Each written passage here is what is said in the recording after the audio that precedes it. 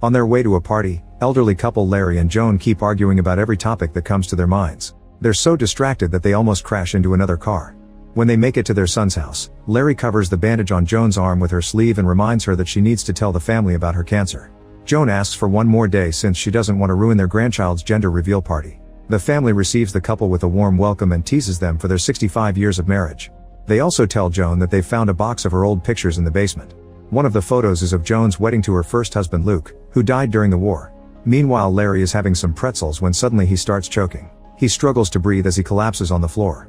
Seconds later, Larry is shocked to wake up in a train with pink confetti falling on his head. A kid in an oversized suit says Larry wasn't expecting it before walking away. When the train stops at the station, Larry notices that many passengers are wearing hospital gowns. He follows the passengers until he makes it to a crowded area known as the Junction, where lots of people tell him things that he doesn't understand. Larry tells the receptionist that he's been abducted, but she assures him he wasn't and he has to wait until his AC comes for him. Some hours later, most of the crowd is gone and Larry is napping on the chairs. He's awakened by Anna, who introduces herself as his AC. This stands for Afterlife Coordinator, which means Larry has died. Larry starts to deny it, but at the same time he sees the confetti and realizes his grandkid is a girl. Anna makes Larry look at himself in the mirror and he finally notices he's young again, proving her story. She explains that when people reach the junction, their forms revert to their happiest selves.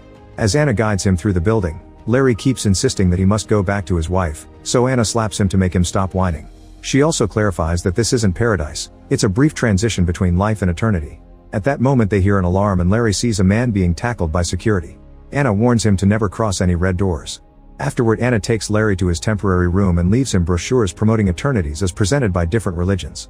He must stay there until he chooses the right eternity for himself, and the closet has all his favorite clothes. After a quick clothes change, Larry tries to watch TV but all the channels are ads for different kinds of eternities. Then Larry explores the junction, only to find dozens of booths promoting even more eternities. Eventually he finds a bar and as soon as he takes a seat, a beautiful woman sits next to him. He tries to explain he's married, yet the woman keeps flirting to promote a naughty eternity. Thankfully, bartender Luke reminds her that advertising is forbidden in the bar, so she leaves. Larry wonders if the bartender is an angel, but Luke clarifies he's just a soul that got a job to stay in the junction. Since Larry is still confused, Luke shares the rules. There's no switching eternities after he's chosen, and there's no visiting other eternities either.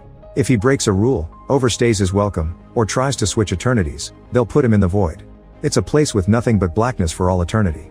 Larry shares that his wife has cancer and he promised to take care of her, but now he feels guilty for abandoning her, so he asks for another drink.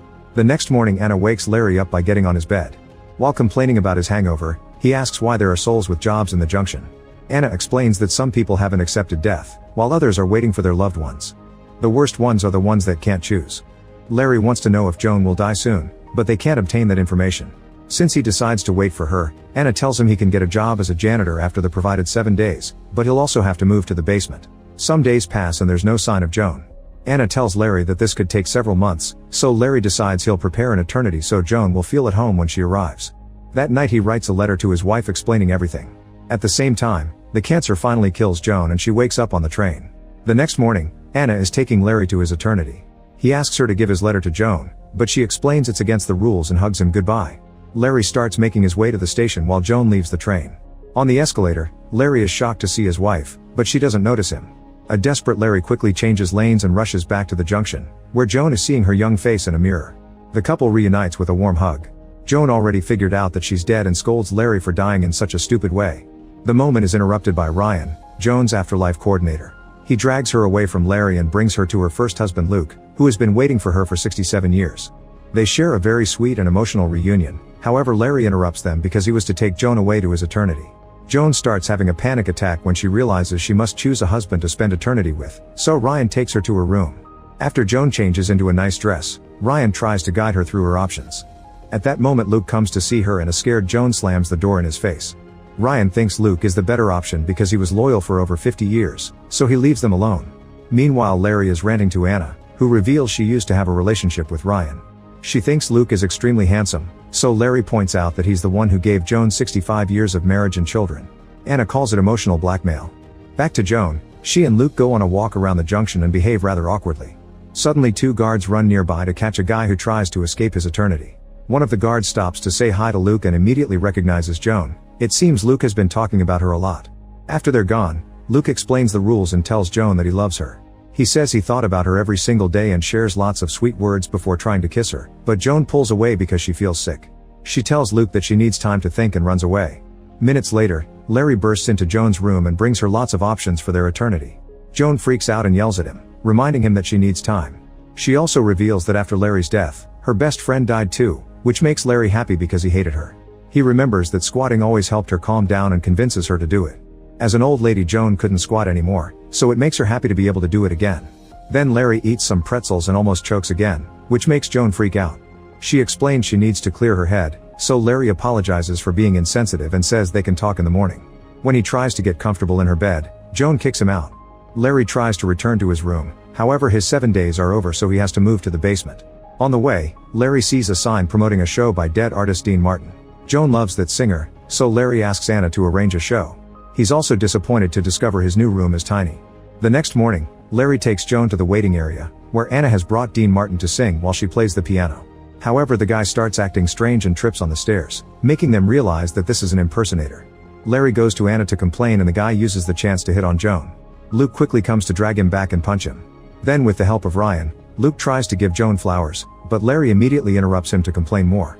The men start arguing and Joan snaps, yelling to make them stop. Afterward, she brings Anna and Ryan to her room and yells at them for a while before asking them to find a solution. The coordinators make a very long phone call to get an exception to the rule. Moments later, Joan brings her husbands to the room and the coordinators announce that because of the unique circumstances, they've acquired special visas. Joan will be allowed 2 visits to an eternity, 1 with each husband. After spending time with them, she'll make her decision. The guys start arguing and almost get in a fight, so Joan has to yell again to stop them. She says they'll choose who goes first with a coin flip and another argument almost starts, so Ryan has to stop them this time. Larry flips the coin and Luke wins. During the train ride, Luke and Joan remember the old times. They keep smiling, but things are still very awkward between them. They arrive at a beautiful mountain surrounded by a clear sky and a welcoming forest. As they wander around, they have lots of fun together and even hold hands. In the evening, they have dinner at a restaurant and Joan keeps talking about her children and grandchildren, which makes Luke uncomfortable. He swears that he doesn't mind. What bothers him is that he couldn't have them with her. But he's glad that she had a good life. Joan tells him that she did wait for him for a while, but eventually she had to move on. Afterward, Luke takes Joan to a building called the Archives, which can be found in every eternity. Here every soul can revisit all the memories from their living years. Luke and Joan watch all the important moments of their relationship, like their first date, their first kiss, their first naughty time, their wedding day, and their final goodbye before Luke left for war. Joan tells Luke how much she missed him and they kiss. The memories keep playing, and Luke has to watch how Larry proposed to Joan. He stomps out of the building in a huff, saying that Larry took advantage of a grieving woman. Joan tries to explain it wasn't like that, but he won't listen. Meanwhile, Larry rants about Luke because he's always telling people that he died in the war to look like a hero. Larry is afraid that he can't compete with such a beloved memory, so Anna wants him to remind Joan why she fell in love with him. Larry doesn't know why Joan loves him, but he knows who may help. Minutes later, Larry finds Joan's best friend Karen, who looks rather old. Karen explains her happiest days came after her husband died because she could finally come out of the closet and get a female lover. Unfortunately, after a wonderful vacation with another woman, she had to come home and be a mother in the closet for her children. Karen admits she didn't used to like Larry, but he grew on her. Larry asks her why Joan fell in love with him and Karen says she doesn't know, but she assures him that he made her very happy. Afterward, Larry goes to Luke's room, determined to find some dirt on him. Marks on the wall indicate he's been counting the days since he died, and there are sketches of Joan in a notebook. At that moment, Luke comes back and accuses Larry of manipulating Joan, saying she would have been happier alone. The men get in a really pathetic fight and in the struggle, Larry's letter falls from his pocket. When they collapse, Larry says that he didn't know about Luke when he proposed, but Luke points out that he did it at the dock that he and Joan considered their special place. In the meantime, Joan can't stand all the advertising booths, so Ryan takes her to a quiet corridor full of signs of discontinued eternities. When she admits she still doesn't know what to do, Ryan says that Luke appears to be the best option, but the choice is hers to make. The next day, Larry takes Joan to a beach eternity, which is very popular and therefore crowded. They chat for a while and almost kiss, but at that moment a boy hits Larry with his ball and tells them about his horrifying death. Then the couple gets on a boat to enjoy the calmness of the ocean. Larry asks for the details of his funeral and apologizes for not being with her when she died. He also thinks their kids would be happy to see them together again. Joan feels like he's manipulating her and an argument ensues. Joan reminds him that she's in a complicated situation and Larry swears he would have waited for her as long as Luke did. When they return to land, Joan wants to enter the archives with Larry, but he refuses. He thinks a person can lose themselves in memories and wants to protect her, but Joan believes he's afraid of what they'll find. They sit on the shore and talk about their first date, so Larry explains he always wanted to make things better for her.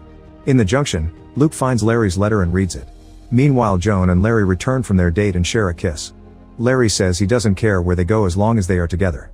At that moment, Luke shows up with the coordinators to tell Joan that Larry broke into his room. He also gives her the letter, and now Joan knows that Larry almost left. He only stayed because he saw her on his way out. Yet another argument begins and Joan calls Larry selfish. In return, Larry says that he's always been Joan's consolation prize and accuses Luke of a few things to try to make him look bad.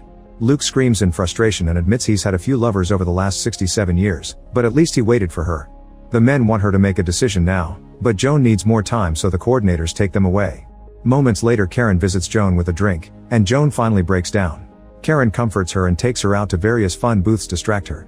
Joan keeps drinking and ranting about her situation, so Karen reminds her that she's dead. That means she has no obligations to anyone and can start with a clean state. At the bar, Larry and Luke are drinking too much, which helps them get along and even bond. They compliment each other and even say that Joan doesn't deserve them. The next morning, Joan wakes up with a hangover, but she's made her decision. She calls her husbands and says she's lucky to have them both, so maybe things happen the way they were meant to. No matter who she chooses, she'll end up feeling guilty, so she announces she chooses neither of them and leaves with tears in her eyes. Afterward, Joan gets ready to leave and spend her eternity with Karen. Meanwhile, Larry tells Luke that he was right. He proposed on the dock because Luke always was the ghost he couldn't compete with. He wonders if he choked on the pretzel because he saw the wedding picture. In return, Luke admits he's very jealous of the life Larry built with Joan. The guys then share why their bodies chose these forms. Luke looks like the day he and Joan discussed starting a family, while Larry looks like the time Joan was pregnant with their second child. Suddenly, Larry realizes something and rushes out of the room. At the station, Larry finds Joan in the train and asks her to get off for a final talk. He points out that her hair is long, but she always wore it short during their marriage. That means she was the happiest with Luke, so he wants her to go with him. At first, Joan denies it, but Larry insists it's the right thing. They both cry as they share their last hug. Sometime later, Luke and Joan are on a train to their eternity. Larry is wandering the junction because he still doesn't know where to go and discovers that Anna and Ryan are back together. Anna talks to Larry in private and tells him she's proud of him. She explains that she chose to stay in the junction because helping lost souls gave her purpose, and Larry helped her remember why she loves this job. In the mountain's eternity, Joan and Luke start a new life together. They have fun on dates and befriend other souls. In the evening, they finally get to be naughty. After Luke falls asleep, Joan starts feeling some doubts and decides to visit the archives, where she watches the memory of the day she met Larry. During the next few days, Luke keeps taking Joan on all kinds of activities with other souls, but Joan doesn't have a good time. Every night, she visits the archives and revisits more of her memories with Larry. The archives clerk tells her it's not healthy to spend so much time there and that it's important to move on. One night, Luke says that this is truly the perfect life, and Joan doesn't know what to answer. The next morning, Luke announces he's booked another activity and Joan finally breaks down. She says she made a mistake by choosing him, causing Luke to get angry and start yelling. Joan explains that she was the happiest with him because it was young, foolish love without the burden of mortgage, jobs, and kids. However, love is supposed to be more than that. It should include the bad moments too. She also thinks that Luke is in love with the Joan from 67 years ago and never moved on, but she's changed and isn't the same person anymore. Joan then announces she'll try to go back, even if it means risking getting caught. She cries as she tells Luke she did love him, but he walks away. Some hours later, Joan is trying to make a plan to escape while practicing with a knife. After thinking a lot about the situation, Luke comes back and agrees to be her distraction. The duo goes to the archives and Luke pretends to have a breakdown in front of the clerk. While the man comforts him, Joan sneaks inside. Then Luke also goes in as a normal client. He and Joan watch their wedding memory and say a final goodbye. Joan sneaks behind the memory and goes through the red door, which takes her to a corridor with her childhood memories.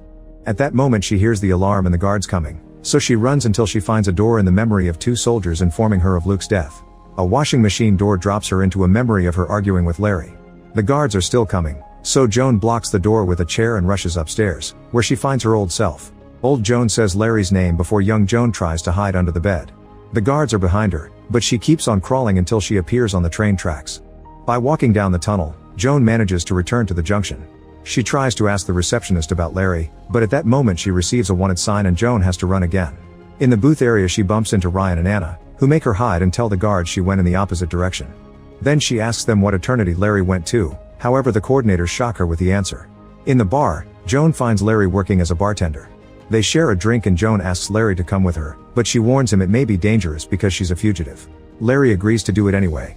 Moments later, the couple is in an eternity that copies the neighborhood they lived in during their entire married life.